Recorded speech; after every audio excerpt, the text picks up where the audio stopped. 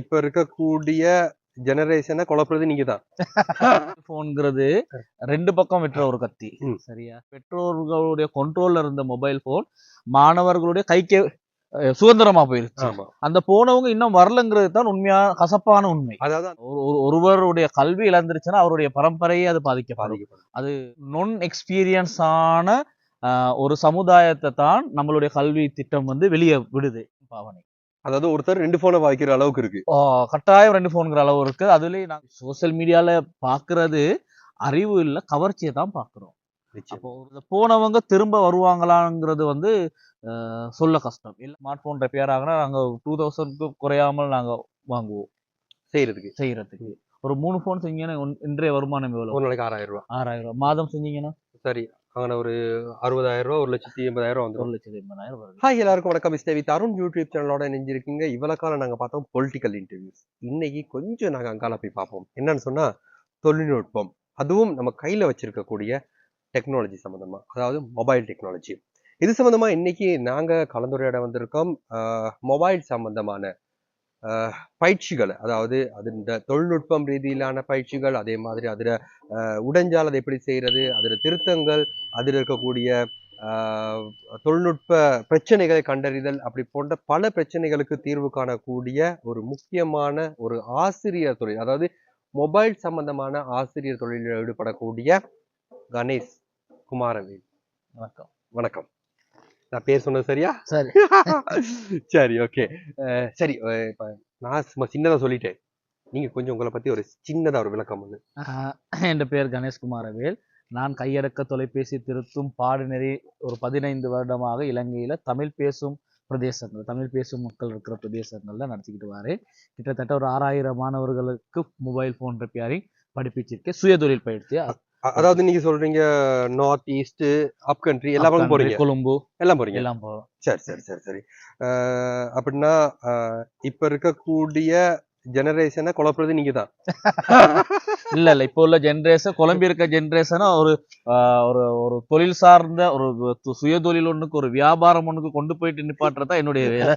சரி சரி. இல்ல, நான் அந்த கேள்வி கேட்கறதுக்கான காரணம் என்னன்னு கேட்டா, இப்ப நீங்க பாக்குறீங்க இந்த மொபைல் சம்பந்தமான விஷயங்கள்ல நிறைய தவறுகள் நடக்குது. அதை நீங்க பாத்துருப்பீங்க. அதாவது மொபைல் போன்ங்கிறது ரெண்டு பக்கம் வெற்ற ஒரு கத்தி. சரியா? நாங்க சரியான பக்கம் விட்டுனா அதுல நிறைய நன்மைகள் இருக்குது. ஆனா நாங்க அதிகமானவங்க செய்யறது வந்து பிழையான பக்கம் விட்டுறது. அதால நடக்கிறது நிறைய பிரச்சனைகள் இருக்குது. இல்ல, எனக்கு அது வந்து கொஞ்சம் லிஸ்ட் அவுட் பண்ண முடியுமா? இந்த பிரச்சனைகளுக்கு வந்து மக்கள், அதாவது குறிப்பாக இளைஞர்கள் நேரடியாக இதனால நேரடி பாதிப்புகளை மட்டும். நேரடி பாதிப்புன்னு சொல்லணும். நான் காண்ற மிக முக்கியமான ஒரு பாதிப்பு என்னன்னு கேட்டீங்கன்னா, நம்மளுடைய கடந்த காலத்துல ஏற்பட்ட கோவிடோட எல்லாருமே வந்து ஆன்லைன் படிக்க ஆரம்பிச்சுட்டாங்க. ஆன்லைன் படிப்பிக்க போன பிறகு இதுவரை காட்டியும் பெற்றோர்களுடைய கண்ட்ரோல்ல இருந்த மொபைல் போன் மாணவர்களுடைய கைக்கே சுதந்திரமா போயிருச்சு. அந்த போனவங்க இன்னும் வரலங்கிறது தான் உண்மையா கசப்பான உண்மை. அதாவது அந்த தொழில்நுட்பத்துக்குள்ள போனவங்க. ஏன்னா சூம் பார்த்தவங்க சூமுக்கு பிறகு வேற வேற சோசியல் மீடியாக்குள்ள போக ஆரம்பிச்சுட்டாங்க. அது ஒரு பாதிப்பா தான் இருக்குது. சில பேர் அதுல பொருளாதாரத்தையும் உருவாக்கிட்டவங்களும் இருக்காங்க. அந்த சோசியல் மீடியாவுல தங்களுடைய வாழ்வாதாரத்தை உருவாக்கிட்டவங்க இருக்காங்க. அதே மாதிரி தங்களுடைய கல்வியை இழந்தவங்களும் நம்பர் சொல்ற அளவுல இருக்காங்க. இப்ப நீங்க இதை கூடுதலா பாக்குறீங்க, பொருளாதாரத்தை வலுப்பெற்றவங்களா? இல்ல, அது அவங்களுக்கு அமையிற சூழலை. இல்ல, நான் சொல்றேன், இப்ப இவ்வளவு காலம் நீங்க அதோட இருக்கீங்க தானே, இப்ப நீங்க இது கூடுதலா இதை பாக்குறீங்க அந்த விஷயம். அதாவது ஜூம் கிளாஸ் ஆரம்பிக்கப்பட்டதோடயே மாணவர்களுக்கு கையடக்க தொலைபேசி அப்படிங்கிறது சுதந்திரமா கிடைக்கப்பட்டதால கல்வி பாதிக்கப்பட்டுச்சு. கல்வி பாதிக்கப்பட்டதுங்கிறது வந்து ஒரு சமூகத்தை பாதிக்கப்படும். அப்ப அதுல நன்மையை விட தீமை ஒருவருடைய கல்வி இழந்துருச்சுன்னா அவருடைய பரம்பரையே அது பாதிக்கப்படும். அதுல நன்மை பார்க்கவே இயலாது. சரி, இப்ப நான் அந்த பாதுகாப்பு விஷயங்களை பிறகு பேசுவோமே. நீங்க இந்த செய்யற இந்த விஷயத்தினால, அதாவது நீங்க படிச்சு கொடுக்குறீங்க எல்லாருக்கும், இதுல எப்படியான நன்மைகள் வந்து நம்ம சமூகத்துக்கு, அதாவது நம்ம இளைஞர்களுக்கு கிடைக்குது? அதாவது நம்மளுடைய கல்வி திட்டத்தை நம்ம எடுத்துக்கிட்டோம்னா, சாதாரண தரமோ உயர்தரமோ படித்தவர்களுக்கு இதுதான் தொழில்னு ஒண்ணு வரையறுக்கப்பட்டு இல்லை. அது நம்ம ஏற்றுக்கொள்ளணும். சரி, அப்ப நொன் எக்ஸ்பீரியன்ஸ் ஆன ஒரு சமுதாயத்தை தான் நம்மளுடைய கல்வி திட்டம் வந்து வெளியே விடுது. ஒவ்வொரு டைமும் ஒவ்வொரு வருஷமும் பாடசாலை விட்டு வெளியே போறவங்க வந்து அனுபவம் இல்லாத ஒரு சமூகம். அப்ப அந்த அந்த இளைஞர்கள் மிக வேகமாக ஒரு வியாபாரத்துக்குள்ள, தொழில் இல்ல இது, ஒரு வியாபாரத்துக்குள்ள வரணுமா இருந்தா, ஒரு சின்ன ஒரு முதலீட்டுல இருந்து வரணுமா இருந்தா, மொபைல் போன் ரிப்பேரிங் ஒரு சிறந்த ஒரு துறை. எல்லார்கிட்டயும் இருக்கு. எல்லாருக்கிட்டையும் இருக்காது. இப்போ ஸ்ரீலங்காவுடைய பர்சன்டேஜ் 142% போன் பாவனை. அதாவது ஒருத்தர் 2 போனை பாவிக்கிற அளவுக்கு இருக்கு. கட்டாயம் 2 போன்கிற அளவு இருக்கு. அதுலயும் நாங்க அந்த 21, 51 வயசுக்கு இடைப்பட்டவங்களை எடுத்தோம்னா அது 185 வரை காட்டியும் போறதாவும் சொல்லப்படுது. அந்த குறிப்பிட்ட 21க்கும் 55 வயதுக்கு இடைப்பட்டவங்களை மட்டும் எடுத்தோம்னா அது 180 தாண்டி % போற அளவு. அதாவது கட்டாயம் 2 போன் இருக்குங்கிற அளவுக்கு வந்துருச்சு. சரி, இப்ப இந்த ஏன் ஒருத்தர் வந்து இந்த ஒரு போன் ஒரு போன் இருந்தா தாராளம் தானே? ஏன் ஒரு போன் பாவிக்கிறது, ஏன் 2 போன் பாவிக்கிறாங்கன்றத வந்து நீங்க உணர்ந்து இருக்கீங்களா? ஏன்ற கேள்வி வந்திருக்கா உங்களுக்கு? நானும் 2 போன் பாவிக்கிறேன். ஏன்னா நானும் பாவிக்கிறேன். ஏன்னா இப்ப சாதாரணமாக எல்லாருமே இன்னொரு வருமானம் ஒண்ணு எல்லாருமே செஞ்சுக்கிட்டு. அப்ப அவங்களுக்கு பர்சனல் ஒண்ணு இருக்குது, வியாபாரமா பாக்கணும் இன்னொரு போனுடைய தேவை ஒண்ணு இல்ல. அது வந்து இப்ப நான் வந்து செய்தி சம்பந்தமான செய்யற நேரம் எனக்கு வந்து பேசுறதுக்கு ஒரு போன் இருக்கு, மற்றது வீடியோ எடுக்கிறதுக்கு நான் கேமரா வச்சிருக்கேன், போனும் வச்சிருக்கேன். சரி, எடிட்டிங்க்கு வந்து நான் அவசர எடிட்டிங்களுக்கு வந்து போன் யூஸ் பண்றேன். இது ஏன் துறை சார்ந்த ஒரு தேவைக்கு. ஆனா இங்க துறை சாராதவங்களும் 2 போன் வச்சிருக்காங்க. இல்ல, அதான் நான் சொல்றேன். சில பேர் ஒண்ணு சோசியல் மீடியா வியாபாரம் ஒண்ணு செய்யறாங்க, சோசியல் மீடியா ஊடாக ஒரு வியாபாரம் செய்யறாங்க, இல்லாட்டி இந்த டிக்டாக்னு பயன்படுத்துறாங்க. அப்படி பயன்படுத்துறாங்க டிக்டாக்னு ஒரு தனியா போன் ஒண்ணு வச்சுக்கிறாங்க, பர்சனலா ஒண்ணு வச்சுக்கிறாங்க. சரியா? அப்ப அது துறை சார்ந்தனும் இல்ல, அவங்களுக்கு ஏதாவது ஒரு தேவை ஒண்ணு அவங்களுடைய இடத்துக்கு ஏற்ப அமையுது. அது தவிர்க்க முடியாததா இருக்குது. சரி, இப்போ நீங்க இந்த செய்யற அந்த துறையில வந்து இந்த அதாவது கோவிட் காலத்துக்கு பிறகு ஒரு மாற்றம் வந்திருந்தது. இப்ப அந்த மாற்றம் எப்படியான ஒரு நிலையில இருக்கு? அதாவது போன் பாவனை வந்து இன்னைக்கு இளைஞர்களை வந்து சரியா வழி நடத்துதா, அது மாதிரியா நம்ம யோசிச்சோம்னா கிட்டத்தட்ட அப்படி இல்லைன்னு தான் சொல்ல வரும். அதாவது இளைஞர்களை தவறாத்தான் வழி நடத்துது. ஏன்னா நாங்க சோசியல் மீடியால பாக்குறது அறிவு இல்ல, கவர்ச்சியை தான் பாக்குறோம். அப்போ ஒருத்தர் கவர்ச்சிகரமா ஒரு தவறான விஷயத்தை விளங்கப்படுத்துவாராக இருந்தால் அந்த இளைஞர்களுடைய மனசு அதை நோக்கி தான் போகும். அது போனவங்க திரும்ப வருவாங்களாங்கிறது வந்து சொல்ல கஷ்டம். எல்லாரும் திரும்பிக்கிருவாங்களா, தங்களை மாத்திக்கிருவாங்களான்னு சொல்ல கஷ்டம். ஒரு போன ரூட்ல ஒரு பயணம் போக ஆரம்பிச்சிட்டாங்கன்னா அதுல இருந்து திரும்பி வருவாங்கிறது சொல்ல கஷ்டம். அதனால நல்லது நடக்கலன்னு தான் சொல்லலாம். சரி, இந்த விஷயத்துல இருந்து நாங்க எப்படி எங்களை நாங்க பாதுகாத்துக்கிறது, இல்லைன்னா எங்க சமூகத்தை பின்னுக்கு வரக்கூடிய எங்க பிள்ளைகளை வந்து எப்படி நாங்க பாதுகாத்துக்கலாம், இதுக்கு கொடுக்கக்கூடிய அட்வைஸ் என்ன? அது ஒரு கையடக்க தொலைபேசி வல்லுநரா? அதாவது நம்ம மொபைல் போன் ஒன்று பாவிக்கிறது குற்றம் கிடையாது. சரி, மொபைல் போன் ஒன்று நம்ம இருக்கிற புது நவீன உலகத்துல மொபைல் போன் ஒன்று பாவிக்கிற குற்றம் கிடையாது. ஆனா அது பெற்றோர்கள் கவனத்துல வச்சுக்கணும். ஒரு மாணவன் படிச்சு முடிவர காட்டி அவர் கைக்கு ஸ்மார்ட் போன் ஒன்று போகக்கூடாதுங்கிறதுல நான் உறுதியா இருக்கிறேன். ஆனா இப்போ பாடசாலை கற்கை நெறிக்குள்ளேயே அந்த கையடக்க தொலைபேசி, ஆண்ட்ராய்டு, அந்த டேப் இதெல்லாம் அத்தியாவசியமான ஒன்றா மாற்றம் பெற்று வருது. இலங்கையை விட இப்ப ஃபாரின் கண்ட்ரீஸ்ல வந்து அது முதல்ல வந்துருச்சு. இப்ப இலங்கையிலும் அது வந்து அத்தியாவசியமான ஒண்ணு ஆகிருச்சு. அப்படி அத்தியாவசியமா வந்திருக்க அந்த டேப்புகள் விசேடமாக அரசாங்கம் ஊடாக வழங்கப்படும் டேப்புகள் கூட இல்லாட்டி பாடசாலை ஊடாக அனுமதிக்கப்படும் டேப்புகள் நிறைய கட்டுப்பாடுகள் அது ஆட்டோமேட்டிக்காவே செய்யப்பட்டு வருது. சில ஆப்கள் பயன்படுத்த இயலாது, சில விஷயங்கள் பாவிக்க முடியாது, அப்படியான செக்யூரிட்டிகள் அதற்குள்ளேயே புகுத்தப்பட்டு தான் வருது. அதை பாவிக்கிற நேரம் அது கற்கை நெறிய சார்ந்தது மட்டுமாகத்தான் இருக்கும். அதுவே நம்ம கடையில வாங்குற வாங்கி பாவிக்கிற மொபைல் போன்ல அந்த கட்டுப்பாடுகள் நம்ம எதிர்பார்க்க ஃப்ரீயா விட்டுருவாங்க. அது ஃப்ரீயா. சரி, இப்போ உங்களை வந்து இந்த கஷ்டத்துக்கு உள்ளாக்குறேன்னு சொல்லி நினைக்காதீங்க. உங்க மாதிரியான அந்த தொழில்நுட்ப வல்லுநர்கள் அந்த எவ்வளவு கட்டுப்பாடுகளை வச்சாலும் அதை உடைச்சு எடுத்துடுறாங்க, பிரேக் பண்றாங்க. சரியா? அது உங்களுக்கும் தெரியும் எப்படி பிரேக் பண்றதுன்னு சொல்லி. அப்ப இப்படியான பிரேக் பண்ணாம இருக்கிறதுக்கு எப்படியான வழிமுறைகள் வந்து இருக்கு? நான் சொல்றது புரியும் நினைக்கிறேன். அதாவது நீங்க சொல்றதுக்கு நான் ஒரு உதாரணம் சொல்றேன். சில குறிப்பிட்ட வளர்ச்சி அடைஞ்ச நாடுகள்ல அந்த லொக்ஸ் அப்படிங்கறது ஓபன் பண்ணவே தடை. அத உங்களுடைய போனை நான் ஒரு தொழில்நுட்பவியலாளர் இருந்தா கூட உங்களுடைய அனுமதியோட கூட ஓபன் பண்ண அனுமதி. ஆனா இலங்கையில் அது இல்ல. இலங்கையில் அப்படி இல்ல. அப்ப அப்படியான சில நாடுகள் அப்படியான கட்டுப்பாடுகள் இருக்குது. அப்படியான கட்டுப்பாடுகள் கொண்டு வரலாம். என்னதான் கட்டுப்பாடு கொண்டு வந்தாலும் போன் இருக்குது மாணவர் கையில். இல்ல, அதுதான் இப்ப அது இப்ப நீங்க எவ்வளவுதான் தொழில்நுட்ப வல்லுநரா இருந்தாலும் இப்போ சமூக வலைத்தளங்கள் யூடியூப், ஃபேஸ்புக் மாதிரி இடங்கள்ல வந்து இந்த லொக்க உடைக்கிறதுக்கு சம்பந்தமான வீடியோஸ் எவ்வளவோ வந்துருச்சு. தாராளமாக இருக்கு. இப்ப நீங்க சொல்லி கொடுக்க தேவையில்ல போயிட்டு. சொல்லுங்க. அவன் அதை பார்த்து அந்த பையனோ கேர்ளோ அம்மாவோ அப்பாவோ யாரோ ஒரு ஆள் வந்து அதை சிம்பிளா செஞ்சுட்டு போயிடுறாங்க. நான் அதை தான் கேட்கிறேன். அந்த பிரேக்கை அந்த அந்த விஷயத்த வந்து நாங்க தடுத்து நிறுத்தணுமா இருந்தா எப்படியான ஒரு விஷயத்த நாங்க செய்யலாம்? இல்ல அதுக்கு தான் ஒரே ஒரு வழி. பெற்றோர்கள் ஒரு மாணவர் படித்து முடிக்கும் வரையும் அவர் கைக்கு கையடக்க ஸ்மார்ட் போன் போகாமல் இருந்தால் ஓரளவு கட்டுப்பாடு கொண்டு வரலாம். முழுமையா கட்டுப்பாடு கொண்டு வருவது சாத்தியமான ஒரு விஷயம். சரி, நாங்க இப்ப அதை விட்டுட்டு அடுத்ததுக்கு போவோம். இப்போ இந்த மொபைல் போனை சம்பந்தமான டெக்னாலஜிஸ் மற்ற அதை உடைஞ்சா அதை எப்படி செய்யறது இப்படியான விஷயங்களை நான் படிக்கணுமா இருந்தால் அது நான் ஏன் படிக்கணும்னு ஒரு கேள்வியை நான் உங்ககிட்ட கேட்டா அதுக்கான பதில் நீங்க என்ன சொல்லுவீங்க? உங்களுக்கு நீங்க ஒரு நிறுவனத்துல போயிட்டு ஓ லெவல் முடிச்சதோடயோ அல்லது ஏ லெவல் முடிச்சதோ உங்களுடைய கல்விக்கு பிறகு ஒரு நிறுவனத்துல போயிட்டு இன்றைய நிலைக்கு 1 லட்சம் ரூபாய் சம்பளம் கேட்டால் எந்த நிறுவனமும் தராது. நீங்க கையடக்க தொலைபேசி படிச்சீங்கன்னா அது சிம்பிளா சம்பாதிக்கலாம் 1 லட்சம் ரூபாய்ங்கிறது. உதாரணம்னு சொல்ல முடியுமா?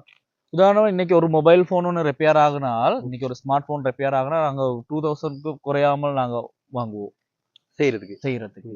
ஒரு 3 போன் செஞ்சீங்கன்னா இன்றைய வருமானம் எவ்வளவு? ஒரு நாளைக்கு 6000 ரூபாய். 6000 ரூபாய். மாதம் செஞ்சீங்கன்னா சரி, அங்கே ஒரு 60,000 ரூபாய் 1,80,000 வந்து 1,80,000 வருது. இந்த வருமானம் வேற எதுலயா எடுக்கலுமா? அடுத்தது மொபைல் போன் இல்லாதவர்கள் இல்லை, பழுதடையாத மொபைல் போனும் இல்லை. எல்லாரும் கையிலையும் 50,000 60,000க்கு மேற்பட்ட பெருமதியான போன்கள் இருக்கு. சரி, இப்ப நாங்க இந்த சிட்டிக்கு போறோம். போயிட்டு பாத்தீங்கன்னு சொன்னா ஒரு லைன்ல பாத்தீங்கன்னா 100 கடை இருந்துச்சுன்னா அதுல 80 கடை மொபைல் சம்பந்தமான கடைகள். அதுல எத்தனை கடைகள் மூடப்படுதுன்னு கொஞ்சம் பாருங்க. ஒரு கடை கூட மூடப்படாது. இன்னொரு கடை புதுசா வருமே தவிர பழைய கடைகள் எதுவும் மூடப்படாது. அந்த அளவுக்கு கேள்வி இருக்குது. அதாவது நாங்க ஸ்கூல்ல படிச்சோம் உணவு உடை உறையுள்னு. இன்னைக்கு மொபைல் போன் ஃபர்ஸ்டா சொல்லிட்டு உணவு உடை உறையுள்னு சொல்ற அளவுல இருக்குது. அதாவது இன்னைக்கு மிக மிக அத்தியாவசியமான தேவையா இந்த கையடக்க தொலைபேசி இருக்குது. அப்படி இருக்கிற நேரம் இது குறைய வாய்ப்பே இல்லை. சரி, இப்போ நான் ஒரு கடைக்கு போறேன். ஏன்டா இந்த மொபைல் டேமேஜ் ஆகிருச்சு. இந்த மொபைலை கொண்டு போயிட்டு நான் கொண்டு கொடுக்குறேன். என்ன நம்பிக்கையில நான் கொடுக்க முடியும் அவருக்கு? ஏன்னு சொன்னா இதுல எவ்வளவோ தகவல் இருக்கு, ரகசியங்கள் இருக்கும். இதை நான் எந்த நம்பிக்கையில நான் உங்ககிட்ட கொண்டு கொடுக்க முடியும், செஞ்சு தரீங்க?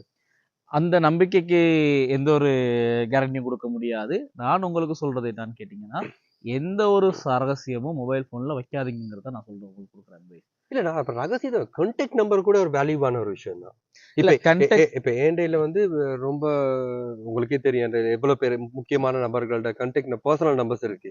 சோ அது வெளியே போனா கூடவே டேஞ்சர் தான். அதுக்கு பாதுகாப்பு எதுவும் உறுதியா சொல்ல முடியாது. ஏன்னு கேட்டீங்கன்னா அந்த நபர் உங்களுக்கு அறிமுகமான நபரா இருந்தா கூட அவர் தவறு செய்ய வாய்ப்பு இருக்குது.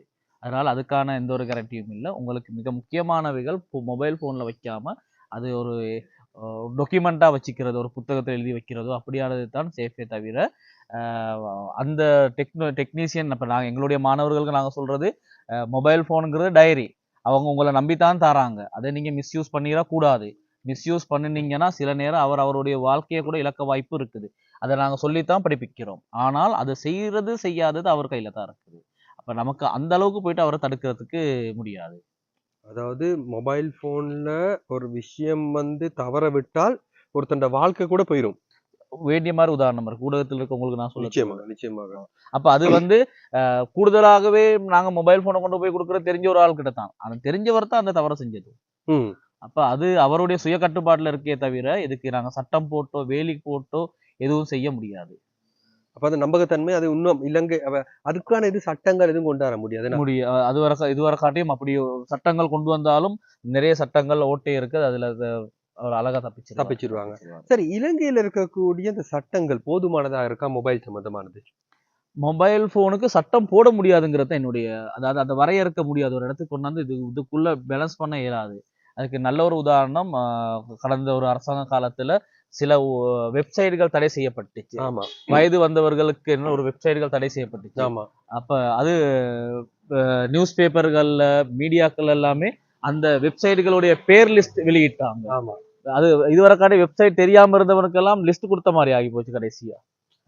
அப்ப அதனால இதை எங்கேயும் வரையறுக்கப்படியாது. இது உலகத்துல ஓபன் செய்யப்பட்ட ஒரு ஊடகம். அதை ஒன்றும் செய்ய இயலாது. சுய கட்டுப்பாடுக்குள்ளதான் இருக்குது. அடுத்தது மெயினா நான் மாணவர்களுக்கு சொல்றது என்னன்னா பேரண்ட்ஸ்க்கு நான் சொல்றது என்னன்னு கேட்டீங்கன்னா, படிச்சு முடிக்கிற காட்டி ஸ்மார்ட் போன் கொடுத்துடாதீங்க. கீபேட் போன் ஒன்று தாராளம் அவங்களுக்கு தொடர்பு கொள்றதுக்கு. அப்படி இல்லாட்டி இப்ப ஜிபிஎஸ்ன்னு ஒன்று இருக்குது, சின்ன பிள்ளைகள் பேக்ல போட்டு விட்டீங்கன்னா அவங்கள மானிட்டர் பண்ணிக்கலாம். அது ஆஃப் பண்றதுக்கான ஆப்கள் அதெல்லாம் இருக்கு. அதெல்லாமே 100% சாத்தியம் இல்லை. சரி, இப்போ இருக்கக்கூடிய டெக்னாலஜி இலங்கையில வந்து எப்படியான, இலங்கைக்கு மொத்தமா இலங்கைக்கு எப்படியான ஒரு நன்மை தீமைகளை ஏற்படுத்தும்? நன்மைகள் எப்படி இருக்கும், தீமைகள் எப்படி இருக்கும்? நன்மைகள்னா இன்னைக்கு நிறைய பேருக்கு மொபைல் சோஷியல் மீடியா தான் சோறு போடுதுன்னு சொல்லலாம். நிறைய பேருக்கு நிறைய பேருடைய கல்வியை இழந்ததும் சோஷியல் மீடியா தான். 2 பக்கமும் இருக்கு. Social media, smart phone. Social media நாங்கள் சோஷியல் மீடியான்னு வரைக்க கூடாது, அதை நாங்கள் ஸ்மார்ட் போன்னு சொல்லலாம். சரி, நிறைய பேருக்கு சோறு போடுறதும் ஸ்மார்ட் போன் தான். நிறைய பேருடைய கல்வியை பிரேக் பண்ணினதும் வாழ்க்கை. இப்போ கல்வின்னு சொன்னா அங்கிட்டு வாழ்க்கை தான். சரி சரி சரி சரி. இப்போ சரி, மொபைலை விடுவோமே, சோஷியல் மீடியா பக்கம் வருவோமே. சோஷியல் மீடியா வந்து நான் இப்ப யூஸ் பண்றேன்னு வைப்போம், சரியா? இதுல வந்து நான் சரியான இப்பதான் நான் ஆரம்பிக்கிறேன் சோஷியல் மீடியாவை. நான் இது வந்து சரியான பாதையில தான் எனக்கு போக முடியும் அப்படின்னு சொல்லி ஒரு வரையறை, அதாவது இந்த ரூட்ல தான் நான் போகணும் அப்படின்னு சொல்லி நான் எப்படி வரையறை பண்ணிக்கிறது? என் பிள்ளைக்கு சொல்றேன், என் பிள்ளைக்கு நான் அதை யூஸ் பண்ண கொடுக்குறேன்னா இருந்தா அந்த வரையறையை நான் எப்படி செஞ்சு கொடுக்கறது? சோசியல் மீடியாக்குள்ள மாணவர்கள் அனுப்பிடாதீங்க, அது என்னுடைய இது. ஏன்னா மக்கள் சோசியல் மீடியால நல்ல விஷயத்த பாக்குறாங்களா கெட்ட விஷயத்த பாக்குறாங்கன்னு பாத்தீங்கன்னா 99% கெட்ட விஷயத்துக்கு தான் மார்க்கெட் இருக்கு. வியூஸோ ரீச்சோ கிடைக்கிறது 99% தீய வழியில டான்ஸ் போட்டு பாட்டு படிச்சு இப்படி போனா தான் ரீச் கிடைக்குதே தவிர, நல்ல திருக்குறள் சொன்னா அங்க வாய்ப்பு கிடைக்காது. அப்ப முடியும்னா உங்களுடைய பிள்ளைகளை சோசியல் மீடியா பக்கம் அனுப்பிடாதீங்க. அவ்வளவுதான் சொல்றதுக்கு இருக்கு. அதுல நல்ல வழி கெட்ட வழின்னு இல்லை, அங்க போகாதீங்க. அதை விட படிங்க, நல்லா படிங்க, நல்ல தொழில்கள் செய்யுங்க, நல்ல வியாபாரங்கள் செய்யுங்க, அந்த பக்கம் போங்க. சோசியல் மீடியா தேவை, அது வேணான்னு இல்லை, அது தேவைக்கு மட்டும். சரி, இப்ப கடைசியா உங்களோட இந்த கிளாஸ் சம்பந்தமா நாங்க வந்து உங்களை எப்படி கான்டாக்ட் பண்ணி இந்த செய்யறது கிளாஸை? நான் உங்ககிட்ட படிக்கணும்னா என்னுடைய கோஆர்டினேட்டரோட ஃபோன் நம்பர் இருக்குது, 0773739221. அஸ்கர் சார்னு அவரை கான்டாக்ட் பண்ணீங்கன்னா நீங்க என்னுடைய கிளாஸ். எங்க வந்து படிக்கிறது? உங்களுடைய பிரதேசத்துக்கு நான் வருவேன். யாழ்ப்பாணம், வவுனியா, ட்ரிங்குமலி, பெட்டிக்குலோ, அக்கரைப்பத்து, நுவரெலியா, பதுல்ல, கொழும்பு, இந்த எல்லா பிரதேசத்துக்கும் போறீங்க. அப்ப புது ஒரு பிரதேசத்துல நீங்க சொல்லாத சில பிரதேசங்கள், நீங்க போகாத சில பிரதேசங்கள் இருக்கும், அங்க இருந்து உங்களுக்கு கால் பண்ணி நீங்க அங்கேயும் போய் படிச்சு கொடுக்கறதுக்கான சந்தர்ப்பம் இருக்கா? சில கல்வி நிறுவனங்கள் அவங்க அரேஞ்ச் பண்ணிட்டு நம்மளை கூப்பிடுவாங்க, அப்படி கூப்பிட்டா நான் போறது இருக்கு வழக்கம். அப்படி இல்லாட்டி தூரத்துல இருக்க ரத்னபுரியில எங்களுக்கு கிளாஸ் கிடையாது, ஆனா அங்க இருந்து மாணவர்கள் வருவாங்க, நாங்க அவங்கள பதுல்லைக்கு சரி நூறுலைக்கு சரி கொண்டாந்துருவோம். அப்ப அவங்களுக்கு தங்குற வசதிகள் அதுகள் ஏற்பாடு செய்து கொடுத்து நாங்க அப்படி செய்யறது வழக்கம். சரி சரி சரி சரி, நல்ல விஷயங்கள் நிறைய பேசி இருக்கோம் அந்த மொபைல் சம்பந்தமா. திரும்பவும் இனி வரக்கூடிய டெக்னாலஜிக்கல் எதுவும் பாதிப்புகள் இருந்தா திரும்பவும் உங்களை நாங்கள் சந்திக்க வருவோம். சரி, ரொம்ப நன்றி. வணக்கம். அது இன்னைக்கு ஒரு வித்தியாசமான வீடியோ பார்த்துருந்தோம், இந்த மொபைல் போன் சம்பந்தமா, மற்ற சமூக ஊடகங்கள் சம்பந்தமா. இது நினைக்கிறேன் ரொம்பவே எல்லாத்துக்கும் யூஸ்ஃபுல்லா இருந்திருக்கும். தொடர்ந்தும் இந்த மாதிரியான வீடியோக்களை பார்க்கறதுக்கு ஸ்டே வித் அருண் யூடியூப் சேனலோட இணைஞ்சிருங்க. இந்த வீடியோ பிடிச்சிருந்துச்சின்னு சொன்னா சப்ஸ்கிரைப் பண்ணுங்க, ஷேர் பண்ணுங்க, லைக் பண்ணுங்க, கமெண்ட் பண்ணுங்க. தொடர்ந்து எங்களோட இணைஞ்சிருங்க. ரொம்ப நன்றி.